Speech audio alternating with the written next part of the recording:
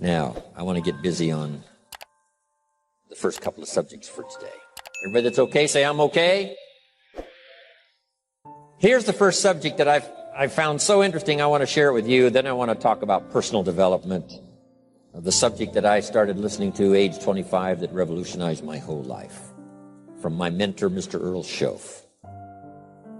Here's an interesting subject. Just jot it down now. It's called Enlightened Self-Interest. Enlightened self-interest. It's a fascinating study to study the idea of self-interest. But just make this note, all of us, have self-interest. The key is for it to be enlightened so that everybody wins and no one loses. Our first interest is to survive. What does it take to survive? Our second interest is to succeed. What does it take to succeed? What does it take for me personally to survive and to succeed? Can I legitimately be interested enough in the things that help me both succeed and survive? And here's what I discovered. The answer is yes. It's possible to exercise self-interest, but to do it in such a way that no one loses, everyone benefits. Key phrase. Life was not designed to give us what we need. Life was designed to give us what we deserve. We do not reap a harvest in the fall because we need it. We reap a harvest in the fall because we deserve it. Not necessarily from a moral standpoint. Of course, there are some moral laws as well, spiritual and moral laws. But just the basic laws that simply say if you wish to reap, you must plant. So jot this down. Reaping is reserved for the planters. And the reason they reap is because they deserve it. They're the planters. They deserve to reap. Interesting Bible phrase that says, if you keep knocking, you'll find open doors. Good phrase to jot down. If you keep knocking, you'll find open doors. Doors of opportunity. Doors of a chance to meet someone. Doors open for association. Doors open to find someone special. Doors open to find a unique business colleague. If you keep knocking, the phrase says, doors of opportunity are open to those who continually knock. So we don't find open doors of opportunity because we need them. We find them because we deserve them. Only those who knock deserve to find an open door. But the promise is, if you continually knock, you'll find doors of opportunity. It says, if you search, you will find. So make the note, it's good. Finding is reserved for the searchers because they deserve it. Now, at first they may have needed it, but they now know that just needing it is not sufficient. But if they need it, now they must qualify for it. The reason why you're going to be blessed with good ideas this weekend is because you've come searching. You've gotten on an airplane to come searching. Got in your automobile to come searching. You got here searching. Now you're ready to receive. And for those who search, they will find answers. They will find plans, imagination to stir yourself into action for future benefit. So if you search, to find a good idea, you must go looking, go searching. You've got to go to church. You've got to go to class. You've got to go to the seminar. You've got to go to the library. You've got to go to the books if you wish to find. Rarely does a good idea interrupt you. Rarely. But if you will search, you will find. So we get not what we need, but we get what we deserve. It says if you ask, someone has an answer. If you keep asking, the answers belong to you, because by virtue of asking, you have qualified. So we don't get what we need, we get what we deserve. The mother on welfare should be taught in some small manner that hopefully she can begin deserving the welfare check. Not getting it because she needs it, but now starting to get it because she deserves it. If the welfare worker says to Mary, Mary, I brought a bucket of paint and a paintbrush, and the next time I come, if the door is painted and the fence here in front is painted, I give you the check for $450. Not that painting the door and painting the fence is worth $450. It's not worth that much, but it is the beginning of the process. So make that note. I want to begin the process of deserving. What would that be? What process should I begin engaging in to deserve good health, to deserve a good relationship, to deserve prosperity, to deserve an enterprise, to deserve the opportunity to build a city? What must I do to begin the process of deserving? So now the welfare worker comes back and the door is painted and the fence is painted. And now Mary gets the $450 to help take care of her children. Not because she needs it, but because she's beginning to deserve it. Then the welfare worker thinks of some other project. She said, Mary, if these weeds are gone and this little garden is cultivated, when I come back, now that the door is painted and the fence is painted, if the weeds are gone and this little garden is cultivated, you get the $450. And step by step, a new life is emerging, learning the process of deserving it, not just needing. We teach our children at home, right?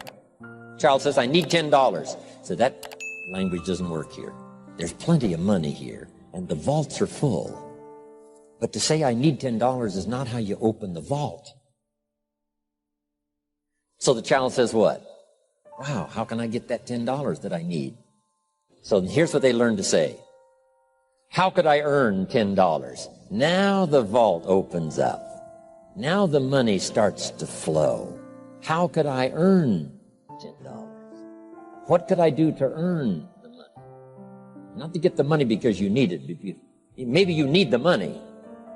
That's, all of us have needs. But here the key is to figure out how to open the vault, how to open the bank, how to open this unbelievable flow of resources to come our way. And here's the key: to deserve it, not to need it. You can't walk out to the field and say to the field, I need a crop. Here's what the field says. Here's what the ground says. Who is this clown that brings me his need but brings me no seed? So jot that down. Take your seed to the marketplace, not your need.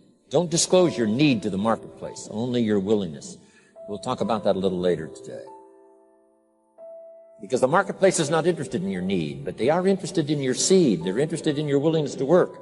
They're interested in your disciplines. They're interested in your eagerness. They're interested in your vitality and your work ethic. That's what the marketplace is interested in. Not your need, but your seed. We get what we deserve. Old Testament God says, if you'll move toward me, I'll move toward you. See, that's how you get those occasions to meet God. You must make the move. God could say, you don't move, I don't move. You say, well, that's arbitrary. Well, when you're God, you can make it that way.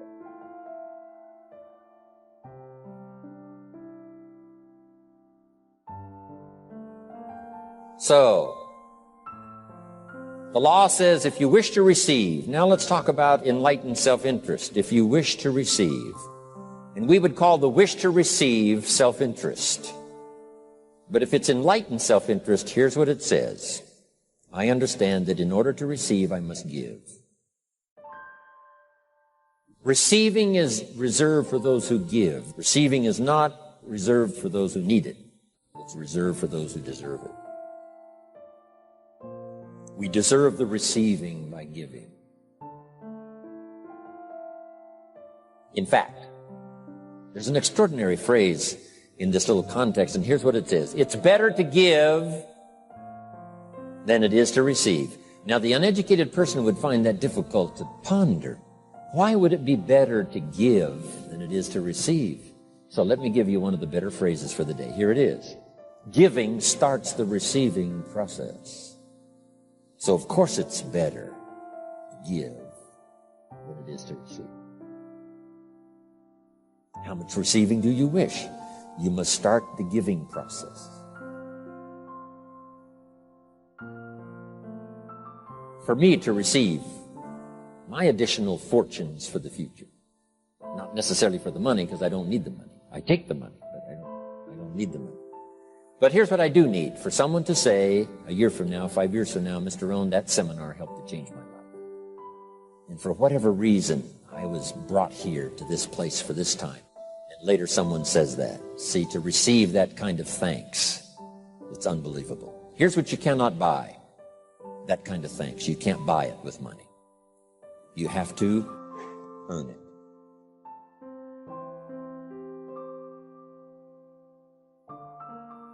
Now let's expand a little further now.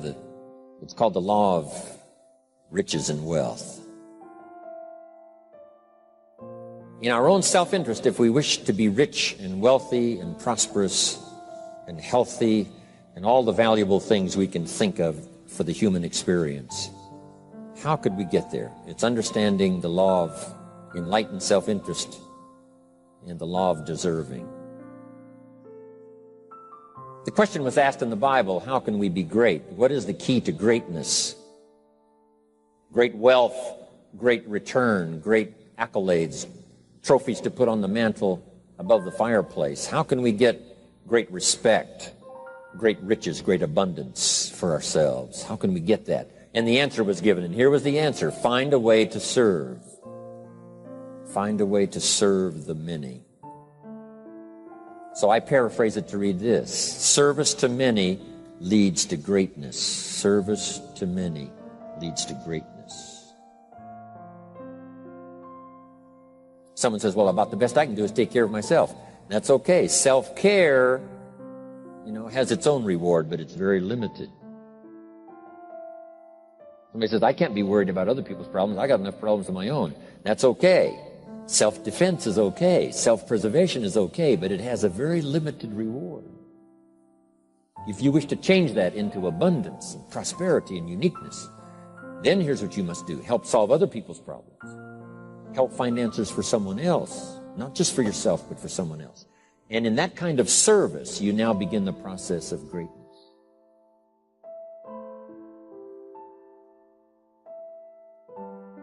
Someone asked the question, how can I be ruler over many?